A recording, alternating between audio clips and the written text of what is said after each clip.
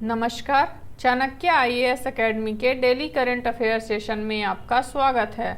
आज है 22 सितंबर और 22 सितंबर से जितने भी महत्वपूर्ण प्रश्न बनते हैं हम उन पर चर्चा करेंगे। हमारा आज का पहला प्रश्न है, हाल ही में किस राज्य सरकार ने मुख्यमंत्री कृषक मित्र योजना की शुरुआत की है? मध्य प्रदेश, बिहार, राजस्थान या फिर उत्तर प्रदेश?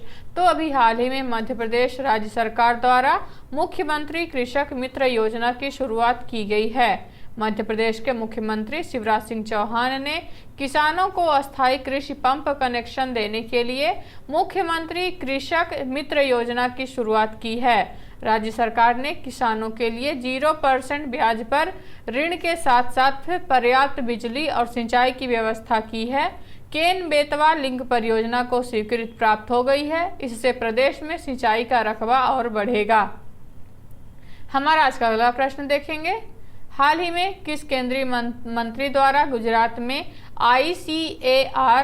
CIBA झींगा किसान सम्मेलन 2023 में झींगा फसल बीमा योजना की शुरुआत की गई है? नरेंद्र सिंह तोमर, परसोत्तम रुपाला, अमित शाह या इनमें से कोई नहीं?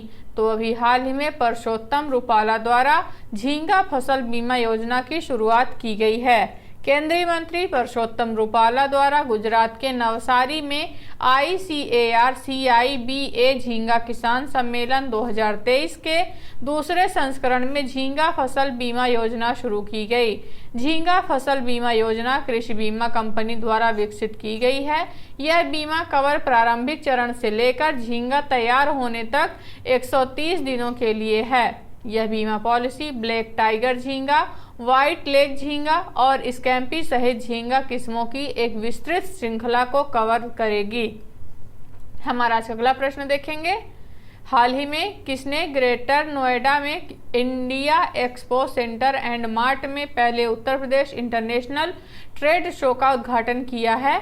द्रौपदी मुर्मू, नरेंद्र मोदी, पीयूष गोयल या फिर राजनाथ सिंह?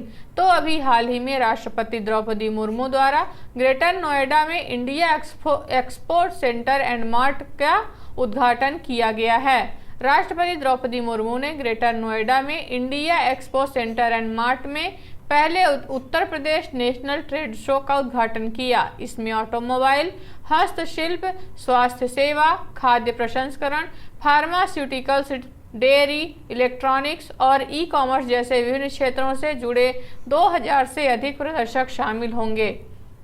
इस आयोजन का मुख्य उद्देश्य अंतर्राष्ट्रीय प्रदर्शन हासिल करने और बाजार के अवसरों का पता लगाने के लिए उत्तर प्रदेश के उत्पादों, विशिष्टताओं, व्यंजनों और संस्कृति को प्रदर्शित करने के लिए एक मंच प्रदान करना है।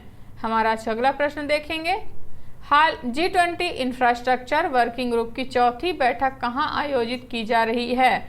उत्तर प्रदेश, मध्य प्रदेश, नई दिल्ली या फिर हरियाणा? तो अभी हाल ही में G20 इंफ्रास्ट्रक्चर वर्किंग ग्रुप की चौथी बैठक मध्य प्रदेश में आयोजित की जाएगी। भारत की अध्यक्षता में चौथी G20 इंफ्रास्ट्रक्चर वर्किंग ग्रुप की बैठक मध्य प्रदेश में शुरू हुई। यह इंफ्रास्ट्रक्चर वर्किंग ग्रुप की आखिरी बैठक होगी, जिसका उद्देश्य बुनियादी ढांचे के निवेश के विभिन्न पहलुओं पर विचार विमर्श करना, जिसमें बुनियादी ढांचे को एक परिसंपत्ति वर्ग के रूप में विकसित करना, गुणवत्तापूर्ण शहरी बुनियादी ढांचे और इंफ्राटेक को बढ़ावा देना शामिल है। इसकी मेजबानी और अध्यक्षता वित्त मंत्रालय के साथ साथ ऑस्ट्रेलिया और ब्राजील सह अध्यक्षों के रूप में करते हैं। हमारा अगला प्रश्न देखेंगे, भारत और किस देश के सेना इंडो पैसिफिक सेना प्रमुखों के सम्मेलन की मेजबानी करेगी? इंडोनेशिया, जापान, अमेरिका या फिर कोरिया? तो भारत और अमेरिका की सेनाएं इंडो पैसिफिक सेना प्रमुखों के सम्मेलन की मेजबानी करेगी। भारतीय सेना और संयुक्त राज्य अमेरिका की सेना 13वें इंडो पैसिफिक सेना प्रमुख सम्मेलन की सह मेजबानी करेंगी। यह नई दिल्ली में आयोजित 35 देशों की सेनाओं के प्रमुखों और प्रतिनिधियों का 3 दिवसीय सम्मेलन है। 2023 की थीम है शांति के लिए एक साथ, भारत प्रशांत क्षेत्र में शांति और स्थिरता बनाए रखना, जिसका उद्देश्य है आपसी समझ और तटीय साझेदारों के बीच मित्रता के माध्यम से भारत प्रशांत क्षेत्र में शांति और स्थिरता को बढ़ावा देना। हमारा आज अगला प्रश्न देखेंगे, हाल ही में अंतर्राष्ट्रीय शांति दिवस कब मनाया गया है? 15 सितंबर, 20 सितंबर, 21 सितंबर या फिर इनमें से कोई नहीं। तो हर वर्ष की भांति इस साल भी 21 सितंबर को अंतर्राष्ट्रीय शांति दिवस मनाया गया है। अंतर्राष्ट्रीय शांति दिवस या फिर विश्व शांति दिवस प्रतिवर्ष 21 सितंबर को मनाया जाता है, जिसका उद्देश्य दुनिया भर में हर साल हिंसा और संघर्षों को रोकते हुए शांति को बढ़ावा देना है। अंतर्राष्ट्रीय शांति दिवस 2023 की थीम है शांति के लिए कार्रवाई, वैश्विक लक्ष्यों के लिए हमारी महत्वाकांक्षा। अंतर्राष्ट्रीय शांति दिवस अक्सर कबूतर और जैतून की शाखा के प्रतीकों से जुड़ा हुआ होता है, जहां कबूतर शांति और स्वतंत्रता का प्रतिनिधित्व करता है, जबकि जैतून की शाखा प्राचीन काल से शांति का एक पारंपरिक प्रतीक रही है। हमारा आज अगला प्रश्न देखेंगे, सीमेंट के रसायन विज्ञान पर 17वीं अंतर्राष्ट्रीय कांग्रेस की मेजबानी कौन सा देश करेगा? भारत, अमेरिका, जापान या फिर ब्राजील। तो सीमेंट के रसायन विज्ञान पर 17वीं कांग्रेस की मेजबानी भारत करने जा रहा है। भारत 2027 में नई दिल्ली में सीमेंट के रसायन विज्ञान पर अंतर्राष्ट्रीय कांग्रेस की मेजबानी करेगा। वाणिज्य और उद्योग मंत्रालय ने घोषणा की कि भारत ने आईआईटी दिल्ली के साथ साथ राष्ट्रीय सीमेंट और भवन निर्माण सामग्री परिषद की एक प्रस्तुति पर इस कार्यक्रम को आयोजित करने की बोली जीती है। आईसीसीसी को सीमेंट और कंक्रीट के क्षेत्र में सबसे बड़ा और सबसे प्रतिष्ठित आयोजन माना जाता है। हमारा आज का अगला प्रश्न देखेंगे, हाल ही में आयोजित होने वाला अभ्यास सिम्बेक्स भारत और किस देश के बीच होने वाला नौसैनिक अभ्यास है? श्रीलंका, सिंगापुर, जापान या फिर इनमें से कोई नहीं।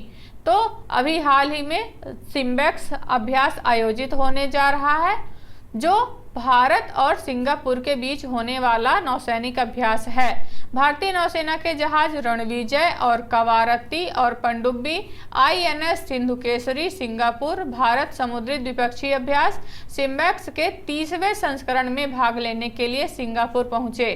सिम्बेक्स को भारतीय नौसेना द्वारा किसी भी अन्य देश के साथ किया जाने वाला सबसे लंबे समय तक चलने वाला नौसैनिक अभ्यास होने का गौरव प्राप्त है। सिम्बेक्स 2023 2 चरणों में आयोजित किया जा रहा है, जो 21 से 24 सितंबर 2023 तक सिंगापुर में एक हार्बर चरण और उसके बाद एक समुद्री चरण में आयोजित होगा। हमारा आज का अगला प्रश्न देखेंगे, किस स्थान पर 13वां Indo Pacific army chiefs conference आयोजित किया जाएगा? नई दिल्ली, काठमांडू, ढाका या फिर इनमें से कोई नहीं।